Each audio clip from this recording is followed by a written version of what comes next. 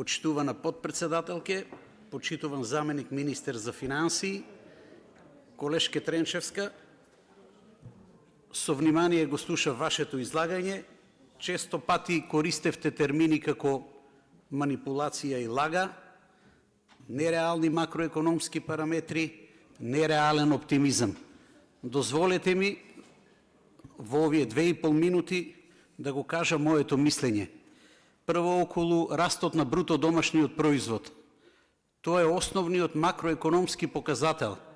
И оваа влада во неколку последователни квартали успеа да овозможи раст на македонската економија со проценти над 3%. Тоа е најдобар доказ, тоа е најдобар показател за каква влада станува збор. Овозможува континуиран економски раст. Тоа е првата работа. Втората работа, гледам дека често пати го користите со подсмев она трета позиција.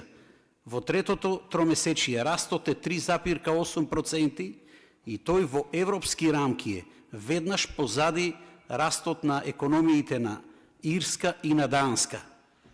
Ве молам, вие искористивте термин светот. Не, во европски, тоа е огромно постигнување незабележано во последните неколку години.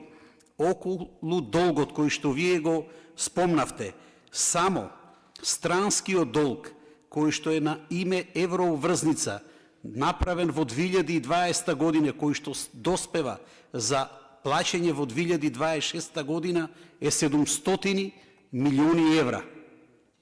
Значи, тоа мораме да го знаеме и тоа мора граѓаните да го знаат. Јас нема да користам термини како манипулација и лагано ќе поставам прашање.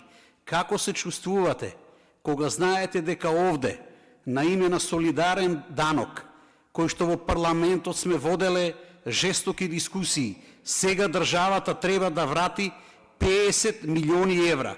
Сме воделе жестоки, многу искрени дебати овде, каде што сме посочиле дека тоа што го прави минатата влада е противзаконски и противуставно. Ви благодарам.